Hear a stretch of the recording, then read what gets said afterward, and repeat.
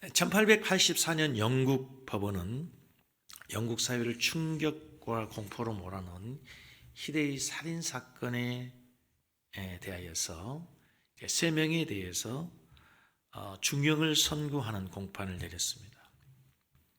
사건은 이러했습니다. 영국 소속의 민효넷호라고 하는 선박이 파도를 만나서 침몰하게 됩니다.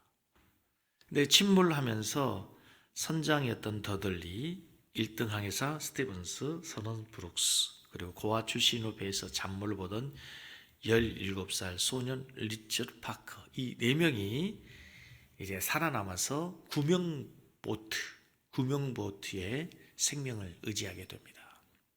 망망대해에서 보트 하나에 4명이 이제 생명을 의지하고 있는데, 그 보트가 육지로부터 약 2,000km 떨어진 곳에서 발견이 됩니다.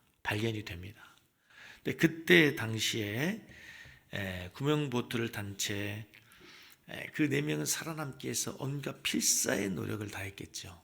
그냥 살아남는 게 아니라 얼마나 처절한 고통과 얼마나 피나는 노력과 그 혼신의 노력을 다했겠습니까? 근데 그들이 버티는 중에 4명이 끝까지 버티다가 결국에는 17살 리처드 피커를, 살아있는 리처드 피커 동료를, 가장 약한 동료를 잡아먹게 됩니다.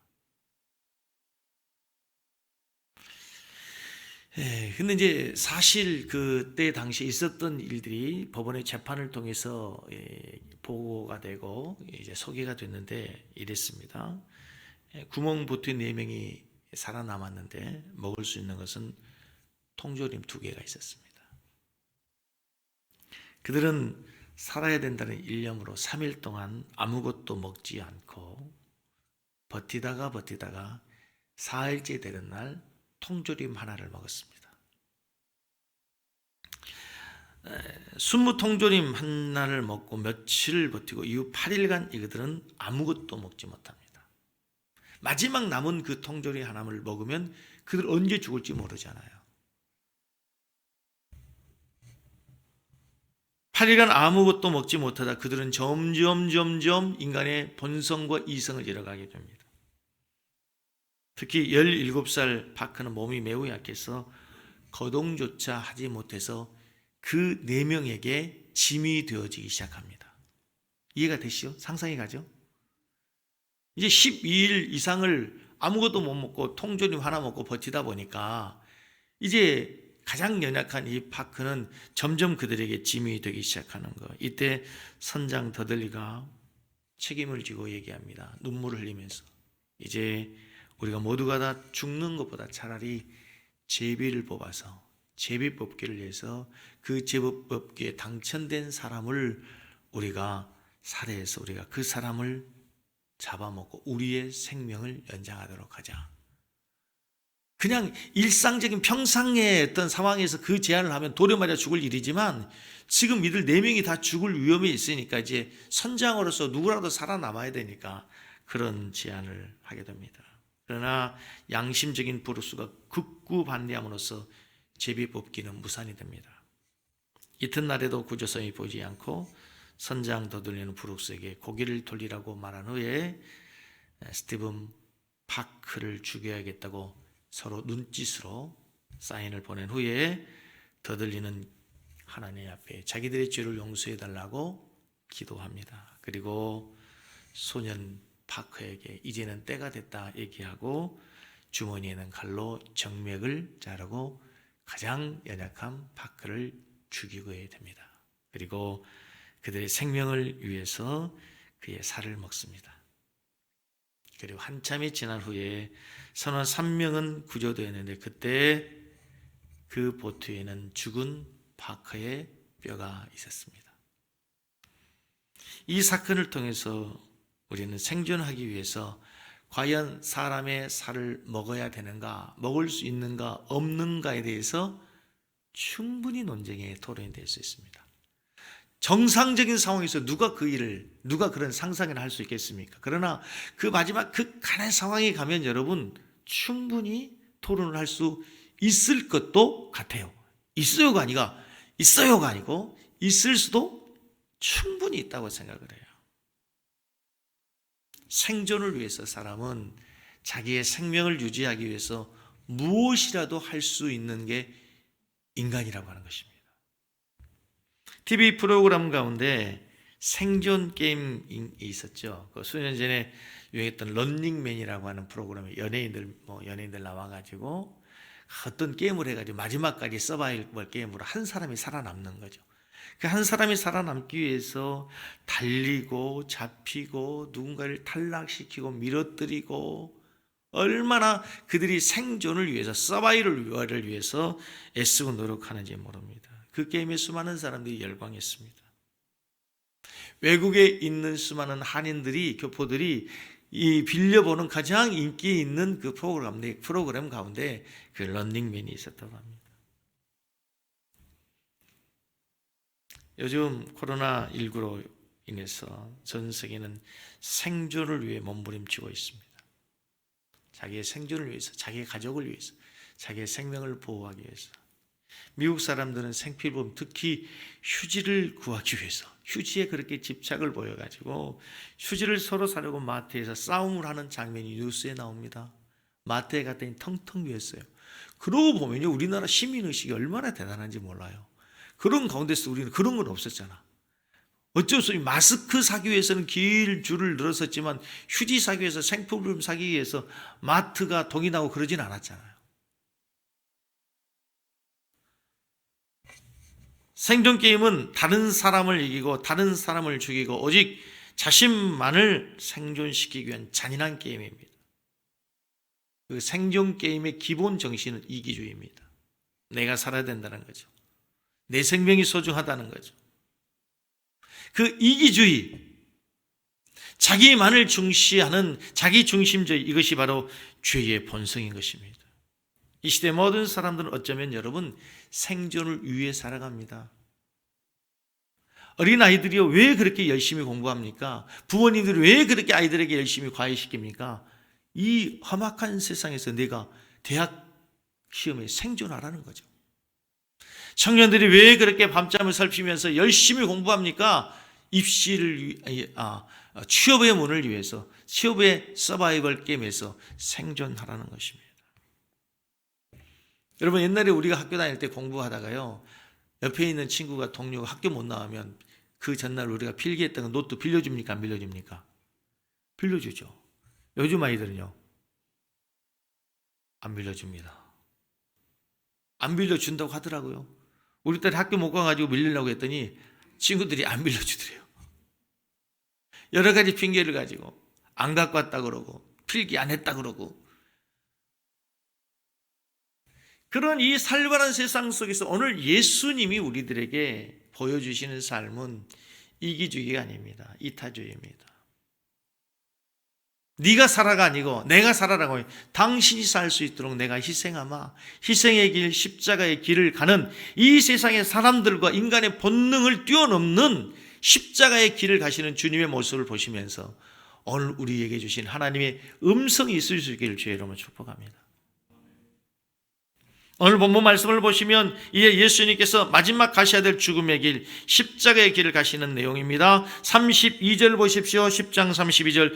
예루살렘으로 올라가시는 길에 예수께서 제자들 앞에 서서 가시는데 저희가 놀라고 쫓는 자들은 두려워하더라. 이에 다시 12제자를 데리시고 자기의 당할 일을 일러 가라사대.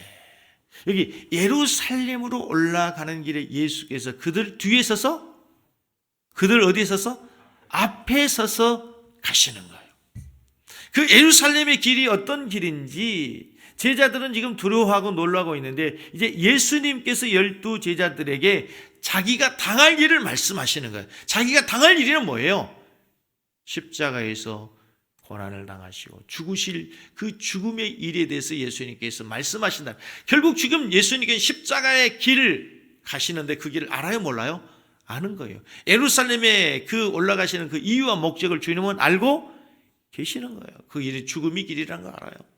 고난의 길이라는 걸 알아요. 순환이 기다리고 있는 그 고난의 현장 예루살렘으로 올라가실 때 예수님은 혼자 가는 것이 아니라 그를 추종하는 제자들을 데리고 가시는데 제자들을 앞세워 가는 게 아니라 예수님께서 어떻게 해요? 앞서 가시는 거예요. 앞서 가시는 예수님, 죽음의 길을 가시는데 주님은 제자들을 앞서 갔어요. 이것이 바로 예수님의 모습이에요. 너희들 먼저 가거라, 내가 뒤돌아가마. 귀 있으면 도망가 버리는 분이 아니고 예수님 앞서 가시는 분이에요. 지금 제자들은 주님이 가시는 길이 무슨 길인지 알지 못합니다. 왜 예루살렘을 가야 되는지 모릅니다. 그러나 주님은 아시죠. 지금 가시는 길이 죽음의 길인 걸 알아요. 그러나 그 길이 죽음의 길이 사람을 살리는 길인 것을 아는 거예요. 죽음의 길이지만 그 길은 주님이 가야 할 길, 구원의 길, 생명의 길이라는 걸 알아요. 그래서 주님은 앞에 가시는 거예요. 앞장서서 가시는 거예요. 그래서 신앙이란 무엇이나 따라서 하겠습니다. 신앙이란 주님을 따라가는 것입니다. 주님 가신 길 따라가는 것이 신앙이에요. 주님 따라가면 틀림없어요. 주님 따라가면 돼요. 주님 따라가면 반드시 그 길이 마지막 궁극적으로 승리의 길이 되고 영광의 길이 되고 복된 길이 될 줄로 믿습니다. 아멘. 제자들은 지금 그 길이 어떤 길인지도 모른단 말이에요. 몰라요. 그 두려워요. 그럼에도 그 길 따라가는 거예요. 그런데 주님은 그 길이 어떤 길인지를 알고 가시잖아요. 그게 예수님과 제자들의 차이예요. 우리와 예수님의 차이예요. 우리는 어떤 길인지 몰라요. 내일 일을 알지 못하잖아. 여러분, 우리가 작년에 예배드리면서 이렇게 마스크 끼고 예배드릴지 누가 알았어요? 우리 어떤 집사님이 통화하다 그러시더라고요. 목사님, 교회 가기 싫어서 교회에 안 갔지, 가고 싶은데도 교회에 오지 말라고 그래서 교회 못 갈지 누가 알았습니까? 가고 싶어도 갈 수 없는데 그동안에는 가기 싫어서 안 간 일은 있어도 가고 싶은데도 오지 말라 그래가지고 못 갈 일이 올지 누가 알았냐는 거예요. 누가 알았어요? 우리는 우리의 길을 알지 못해요. 주님이 앞장서서 가시면서 그 십자가의 길을 알고 계시기 때문에 보라, 우리가 예루살렘으로 올라간다. 근데 여러분, 여기서 아주 중요한 단어가 뭐냐면요, 오늘 33절에 보라, 우리가 예루살렘에 뭐하노니? 올라가노니. 그래서 올라가노니. 이 올라간다라는 단어가 또 참 중요한 단어예요. 여기서 33절에 뭐가 돼 있어요? 우리가로 돼 있어요. 우리가로 돼 있어요. 아까 32절은 제자들은 예수님을 따라갔죠. 수동태죠. 따라가는 거예요. 근데 이제는 우리가 예수님과 제자들이 함께 우리가 올라간다. 올라간다는 단어가 아나바이노멘이라는 단어인데요. 이 단어는 굉장히 자주 사용되는 단어예요. 예수님께서 제자들을 데리고 가실 때 항상 사용되는 단어. 예수님께서 마태복음 5장 예수께서 가르치시기에 산에 오르실 때에, 마태복음 14장 32절에 기도하러 산에 올라가실 때, 마태복음 14장 31절에서 예수님께서 풍랑 이는 바다에 고난당한 제자들 곁으로 가셔서 그들이 타고 있는 배에 오르실 때 아나바이노멘이라는 단어가 사용돼요. 그러니까 무슨 얘기냐면 예수님께서 혼자 가시는 길이 아니라 예수님께서 가는 길은 누구도 함께 가는 길이야? 제자들도 함께 가는 길이에요. 이 말은 무슨 말이에요?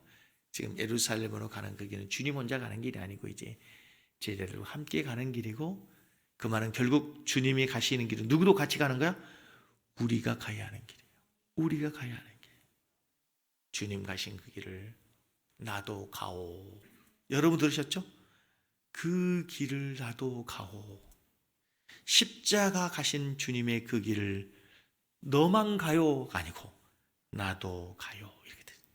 여기 아주 참 위대한 이 전환에 있어요. 패러다임이. 주님이 혼자 능동적으로 예루살렘으로 가던 그 길을 이제 우리가 함께 올라가는 거예요. 그 길은 고난의 길이에요. 죽음과 희생과 헌신의 길이에요. 나 혼자 살자고 가는 길이 아니라 주님과 함께 그 길을 가는 길. 나는 이 말씀에서 너무 은혜 받았어요. 그렇구나. 이제 우리 신앙이 뭔지를 여기서 분명히 보여주는 거예요. 혼자 가는 길 아니야. 살겠다고. 혼자 살겠다고 저 멀리 혼자 가는 길이 아니라 이제 주님 가신 그 길을 나도 함께 따라가는 거예요. 그게 믿음이에요. 그게 신앙이에요. 할렐루야. 할렐루야. 지금이 여러분 사순절 기간입니다.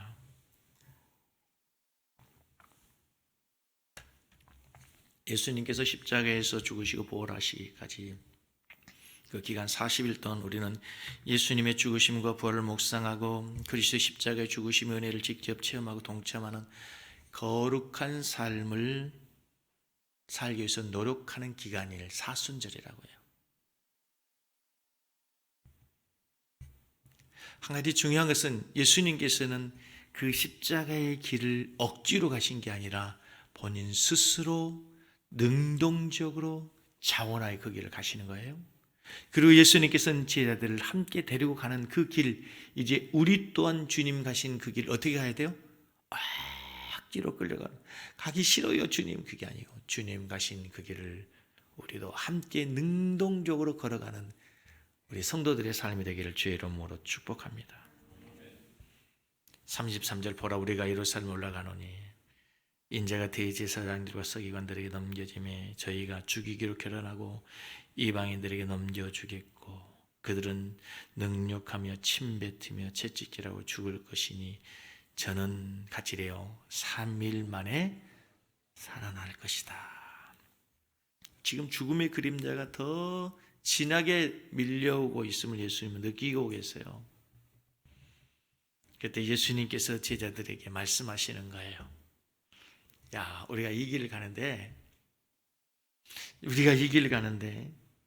엄청난 수치와 멸시와 모욕과 천대가 있을 것이다. 우리가 이방인들에게 넘겨지겠고 그들 우리는 능욕하고 침뱉고 채찍질하고 우리를 죽일 것이다. 이 길은 그런 길이다 말이다. 여기까지 예수님이 딱 말씀하고 우리는 그 길을 가야 돼 그러면 제자들은 얼마나 절망했겠어요. 근데 그 다음에 말씀이 있단 말이에요. 뭐라고 하는 거예요? 그 다음에 뭐가 있어요? 3일 만에 뭐 하리라? 우리는 늘 이것을 생각해야 돼요. 이걸 생각해야 돼요. 예수님의 말씀의 가장 중요한 핵심은 능욕받는다, 채찍질 받는다, 고난받는다, 죽는다가 아니에요. 성경 그렇게 끝나지 않는단 말이에요. 그 다음에 뭐가 약속돼요? 3일 만에 뭐 하리라? 살아나린다. 이것이 바로 복음이라는 사실을 믿으시기 바랍니다. 이게 바로 기독교예요. 이게 바로 은혜의 종교라는 거예요. 거기는 죽음으로 끝이 아니에요. 죽음 위에 뭘 약속하고 있어요? 3일 만에 부활할 것을 약속하고 있어요. 궁극적 승리의 길. 그런데 우리는요, 어떤 일이 있으면 늘 고난당하고 채찍질당하고 능욕당하고 그 현장에, 그 삶 속에, 그 상황 속에 갇혀버려요. 그게 다라고 생각해요. 더 이상을 생각하지 못해요. 더 큰 숲을 볼 수 있기를 바랍니다. 우리 인생을 얘기하는 거예요, 지금. 죽음 이후에 있을 부활의 영광까지를 볼 수 있는 믿음의 거시적인 안목이 우리 모두에게 필요한 시국이에요, 지금. 저는 하나님을 사랑하는 자, 곧 그 뜻대로 부르심을 입은 자들에게는 모든 것이 합력하여 선을 이루느니라. 이 말씀이 하나님의 말씀이라고 믿습니다. 지금 우리가 당하는 고난, 지금 우리가 당하는 이 현실, 지금은 아이고 죽겠어요 주님. 지금 예수님의 생애를 보면은 예루살렘으로 올라가는데 채찍질 당하고 이방인의 능욕받고 고난당하고 죽임을 당하는 그 엄청난 어려움의 고난의 삶 현장이 지금 우리에게 있단 말이죠. 우리가 가는 길이 그런 길이에요. 그러나 그것이 끝이 아니에요. 여러분, 이 코로나가 영원히 계속되겠습니까? 이것은 언제가 끝이 돼요. 아무리 매섭고 차가운 겨울도 봄을 이길 수는 없어요. 봄이 오면 겨울은 자연히 가게 돼 있어요. 겨울에 춥던 겨울이요, 이제 엊그제 이렇게 밖에 보니까요, 운전하다 보니까 이미 진달래가 폈더라고요. 개나리 꽃도 폈더라고요. 뭐가 온 거예요? 봄이 온 거예요. 쨍하고 했던 날 왔어요. 봄이 오더라고요. 이 코로나도 언젠가는 물러나고 여러분 봄이 올 거예요. 우리 교회도 봄이 올 줄로 믿습니다. 우리 성도들의 가정의 생업에도 주님께서 주시는 부활의 기쁨의 봄이 올 줄로 믿습니다. 할렐루야. 어제 이 말씀을 보면서 힘이 나더라고요. 그렇구나. 성경이 이렇게 되어 있구나. 하나님의 말씀이 약속이 이렇게 되어 있구나. 예수님이 십자가에 올라가시는 것으로 끝난다고 제자들이 말씀하시지 않고 십자가에 올라가서 능력받고 채찍받고 죽임을 당하리라. 그러나 3일 만에 살아나리라. 할렐루야. 우리 민족은 늘 그랬어요, 여러분. 어느 분이 신문 사설이 그렇게 썼다. 이상한 나라 코리아 이렇게 썼더라고요. 이상한 나라 코리아. 아직 한국이 평상시 때는 그렇게 분파도 많고 당파도 많고 싸우고 지지고 볶고, 그런데 코로나가 탁 발생하니까요 위대한 한국인의 저력들이 나타난대요. 마스크 사재기 위해서 수백 미터 길을 쓰는데 거기에 어린 아이가 마스크를 사가지고 기증을 하고, 그 장애인 노인들이 자기가 써야 될 그 마스크를 자기는 필요 없으니까 기증을 하고, 기부의 행렬이 이루어지고 말이죠. 수많은 사람들이 그것을 탈출하려고 아우성을 하는데 의사들이, 의료진들이, 간호사들이 방호를 입고 그 죽음 현장으로 가는 거예요. 수많은 사람들을, 환자들을 놓을 곳이 없으니까 기관들에서 자기의 건물들을 내놓는 이상한 나라. 그럼 거기에서 언급되는 게 IMF를 당해가지고 어려운 위기가 되니까 손가락 빼고 애들 돈반지 다 꺼내가지고 국가가 살아야 우리가 산다고 하는 나라. 이상한 나라 코리아. 이상한 나라. 나는 그 신문 사설을 보면서 내가 대한민국에 태어난 건 대한민국이 너무너무 자랑스럽더라고. 제가 늘 이렇게 얘기하면요, 저희 미국인들한테 아빠는 그래 한국에 살아요. 맨날 코리아 그런다고. 근데 이번에 이걸 보면서 미국 사람들이 다 놀려버린 거예요. 걔 말해도 그러더라고요. 진짜 아빠 한국이 대단하다고, 위대하다고. 코로나 하나 검사하는데 며칠 걸리는데 우리는 40분, 50분만 해버리잖아. 하루에 몇만 명씩 해내버리잖아요. 그 세계가 지금 다 우리한테 가르쳐달라는 거 아니야. 미국도 가르쳐주세요. 유럽도 가르쳐주세요. 다 가르쳐달라는 거잖아.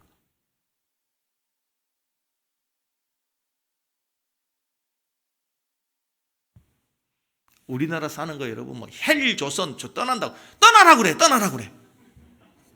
떠나서 가서 살아보라 그래. 얼마나 우리나라가 좋은지 알지. 북한 찬양한 사람 북한으로 가라 그래요. 난 뭘 막아. 가겠다는 가 보내버리면 좋겠어. 우리나라가 얼마나 살기 좋은 나라인데 말이야. 정신 못 차린 거지. 에? 보내버리지 뭘 막어. 그냥 가고 싶다 그러면 아우디 탄광 가서 끌려봐야 고생하지.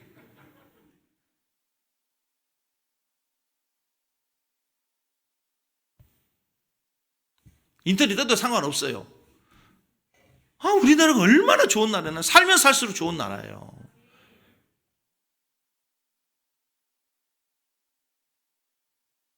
옛날 우리가 민주화 운동할 때하고요 40년 전하고 진짜 천지가 개벽을 했어요. 얼마나 좋은 나라가 됐습니까? 우리나라 인권도 정말 얼마나 아직 부족한 부분도 많지만 진짜 인권 좋아졌잖아요. 여러분, 일본이 우리나라보다 잘 산다 그러죠. 개인적으로 보면 국가는 일본이 잘 사냐면 개인적으로 우리가 훨씬 잘 삽니다. 일본 사람도 우리만큼 못 먹습니다. 일본 나라 가가지고 도로에 있는 차들 보고 우리는 중형차들이 많잖아. 다 소형차입니다. 일본 도로에 가가지고요 가보시면 고가 있죠. 고가도로.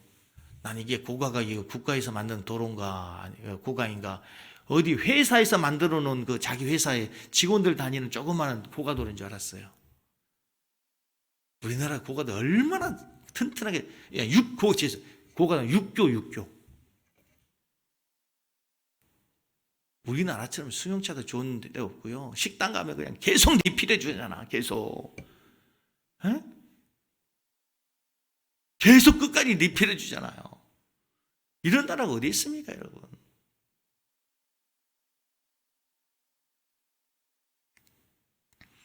자, 근데 오늘 본문 말씀에 보면은요, 예수님께서 죽겠다 이렇게 얘기하니까 주님의 죽으심과 부활을 이해하지 못하는 제자들의 반응이 또 한심해요. 지금 당장 눈앞에 이익이 뭐가 없을까? 예수님 통해서 뭔가 좀 얻어보려고 하는 얄팍한 제자들의 그 술수, 양심, 아니면 그들의 참 어린아이와 같은 신앙. 오늘 본문 말씀에 보면은요, 10장 보시면 36절 이르시되 35절부터 본게 좋겠어요. 세베대의 아들 야고보 요한이 주께 나와 여짜오되 선생님이여 무엇이든지 우리가 구하는 바를 우리에게 하여 주시기를 원하옵나이다. 예수님 말씀하시죠. 너희에게 무엇하여 주기를 원하느냐. 같이 읽어요.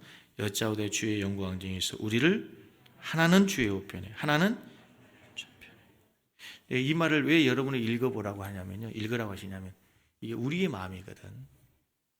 제자들이 예수님 통해 가지고 예수님 우리가 무엇하여 주기를 원하십니까? 내가 너희들은 무엇하여 주기를 원하느냐.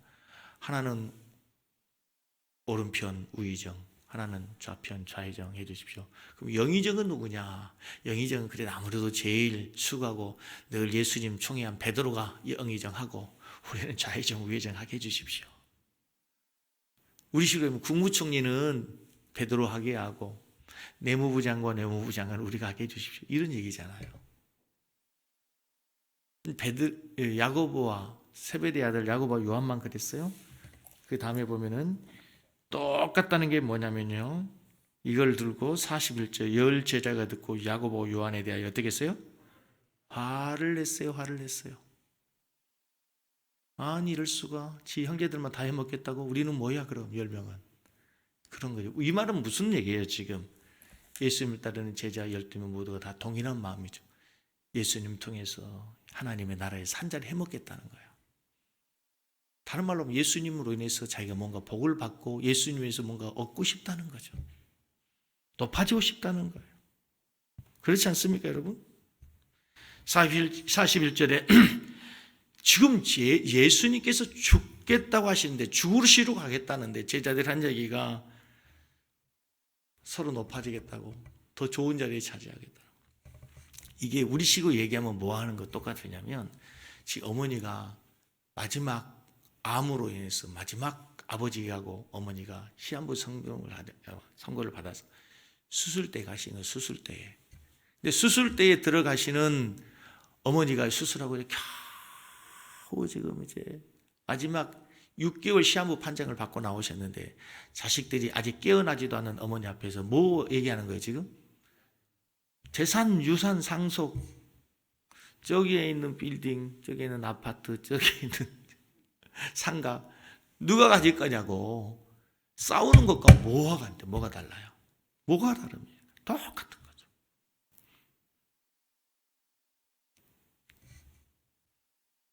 그런데요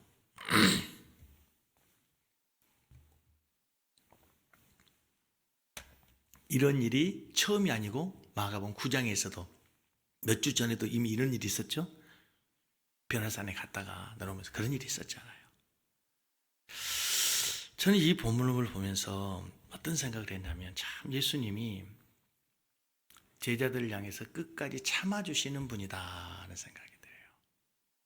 사람에 대해서 예수님은 사람을 어떻게 대해야 되고 어떻게 일꾼을 만드셔야 되는지를 주님은 너무 잘 아시는 거예요. 참아주시는 거예요. 참아주시는 거. 한번 따라서 하실까요? 가정에서도 한번 따라서 하겠습니다. 참아주시는 예수님. 예수님은 지금도 우리를 참아주고 계시는 거예요.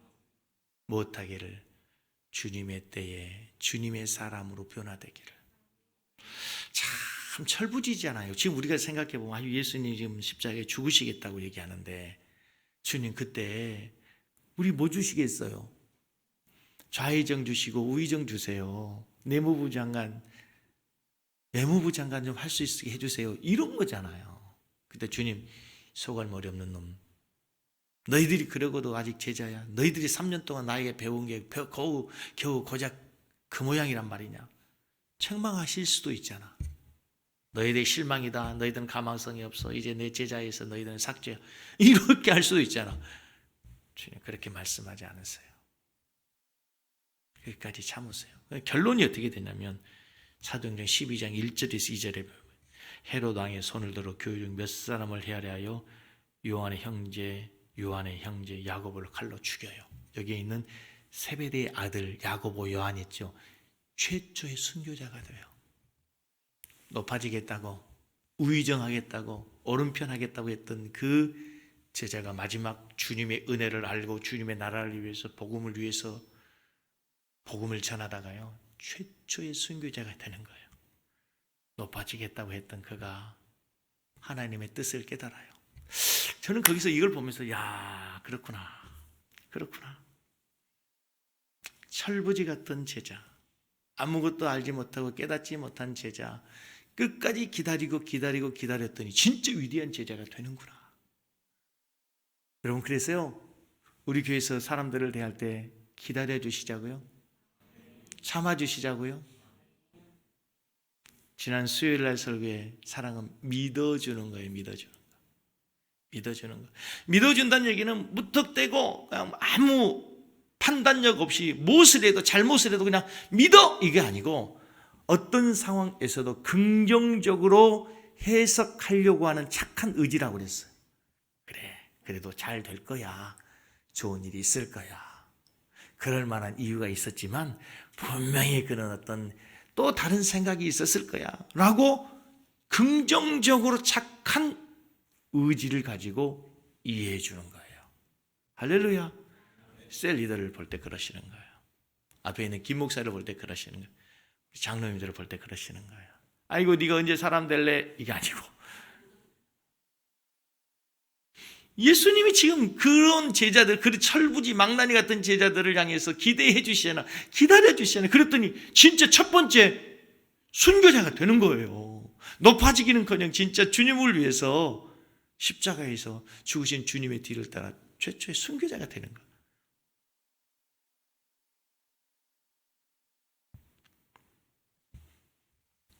조장하다라는 말이 있죠. 조장하다.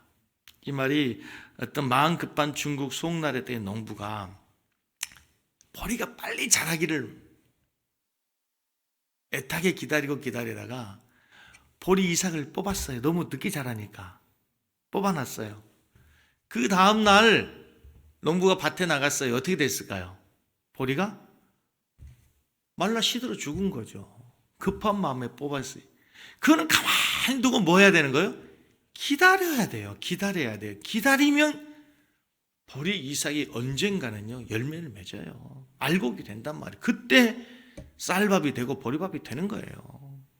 기다리지 못하고 성급하게 그 보리의 이삭을 뽑는다고 보리가 빨리 연그러지는 게 아니란 말이에요. 사람도 마찬가지. 보리를 기다리는 것보다도 수십 년 더욱더 인내를 갖고 기다리는 거예요. 그때 믿음의 사람이 되고 하나님의 사람이 되고 위대한 성도가 되는 줄로 믿습니다. 수요일날 설교 기억하십니까? 고린도 교회 성도들이요 얼마나 엉망진창입니까? 그렇죠? 서로 다투고 분쟁하고 음행하고 우상숭배하고 서로 세상의 법정이 고성하고. 그런데 고린도 교회 1장 1절 2절을 시작하면서 사도 바울은 고린도 교회 성도를 향해서 그런 성도를 향해 이렇게 얘기해요. 하나님 안에서 예수 그리스도의 거룩하여지고 거룩한 성도라고 부름받는 너희들이 위대한 교회가 될 것을 기대하는 거예요. 네? 성도라고 불러줘. 거룩한 교회라고 불러주는 거예요. 그러고 나서 그 뒤에 글들을 보면은요, 분쟁하고 다투고 심지어는 자기 아버지의 첩을 강간해서 음행하고 이혼하고 소송하고 우상숭배하고, 그렇죠? 부활이 없다고 부정하고, 그런 그들을 향해서 바울은 처음부터 어떤 생각을 갖고 있냐? 너희들은 안 돼가 아니고 너희들은 거룩한 성도야, 거룩한 교회야 믿어줬더니 고린도 교회가 교회다운 교회가 되는 거예요. 오늘 이 본문을 보면서 예수님께서 그 철부지 제자들을 믿어주시는 거예요. 그리고 주님이 앞에 가시니까 제자들이 따라가는 거예요. 그 십자가의 길을 따라가서 마지막 그들도 순교의 제물이 된 줄로 믿습니다. 할렐루야. 이게 믿음이에요. 이게 믿음이라고. 기다려주세요. 참아주세요. 아멘. 그러나 주님 말씀 높아지려고 하는 것, 그들을 향해서 섬기는 자가 되라. 여러분, 높아지려고 하는 마음, 이게 죄인가요? 그럼 여러분, 우리가 직장 생활하면서 승진하려고 하지 말아야 돼요? 공부 열심히 해가지고 좋은 데 가려고 하는 거 말아야 돼요? 성경 그걸 부정하는 게 아니에요. 성공을 부정한 게 아니란 말이에요. 높아지세요, 가능하면. 할 수만 있다면 하나님이 주신 지혜와 능력을 가지고 여러분들이 가장 좋은 자리에 최고의 능력을 발휘하세요. 그러나 중요한 것은 왜 높아지려고 하는가? 그죠? 왜 소유하려고 하는가예요. 오늘 성경 말씀에 보면 아주 중요한 단, 이방인들과 너희들이 달라야 되는 게 있다. 42절, 소위 집권자들이 저희를 임의로 주관하고 그의 대인들이 저희의 권세를 부리는 줄 너희가 알거니와 너희는 그렇지 아니하니. 너희 중에는 그렇지 아니하니. 그러니까 우리가 왜 높아지려고 해요? 왜 소유하려고 그래요? 세상 사람들들은 군림하고 다스리고 통치하고 자기 욕심과 야망을 채우고 그 높은 자리에 있다는 것을 의시되기 위해서가 아니라 너희는 그렇지 아니하니. 얼마나 위대한 단어인지 몰라요. 응? 43절, 너희 중에는 그렇지 않을지니. 밑줄을 거기다 쳐야 돼. 너희는 그렇지 아니하니. 너희 중에 누구든지 크고자 하는 자는 너희를 섬긴 자가 되고 낮아지고.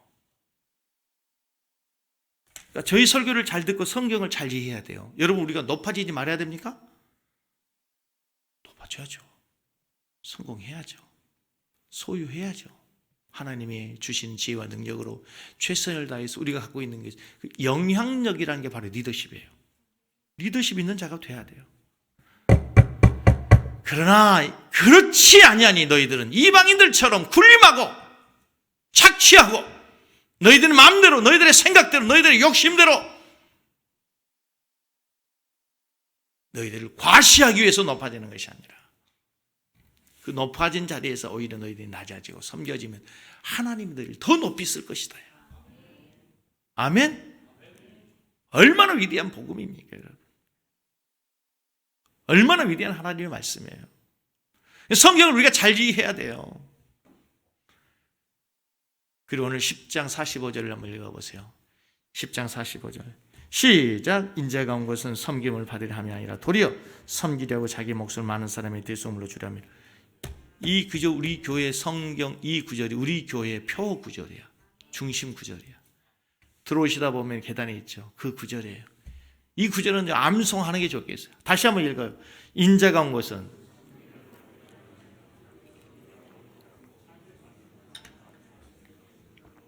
섬기는 교회. 여기서 왔어요. 예수님 오신 목적이 섬기러 왔다 그러잖아.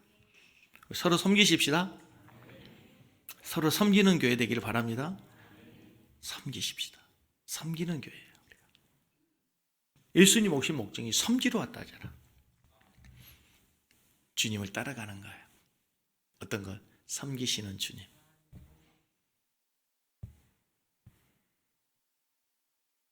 하나님 말씀 맺겠습니다, 여러분. 예수님 따라가는 삶입니다. 주님 가신 그 길을 우리 고난의 길 가는 거예요. 근데 그게 죽음의 길인데 그게 생명의 길이야. 살아나는 거예요. 두 번째, 주님 우리를 참아주세요. 인내해주세요. 기다려주세요. 그랬더니 그 철부지 야고보가 첫 번째 순교자가 돼요. 주님 가신 길을 간 거예요. 이제 또 우리 주님께서 우리에게 이렇게 말씀하셔요. 높아지려면 낮아져라. 섬기는 자가 되라. 그것이 너희들이 높아지는 길이다. 우리 섬기는 교회가 예수님 오신 목적처럼 섬기고 세워주고 사랑하면서, 그래서 이 교회가 정말 이 땅의 작은 교회로 천국의 소망을 이루는 여러분의 생명의 전이 될 수 있기를 주님의 이름으로 간절히 축복합니다. 십자가의 길 순교자의 삶을 찬양하면서 우리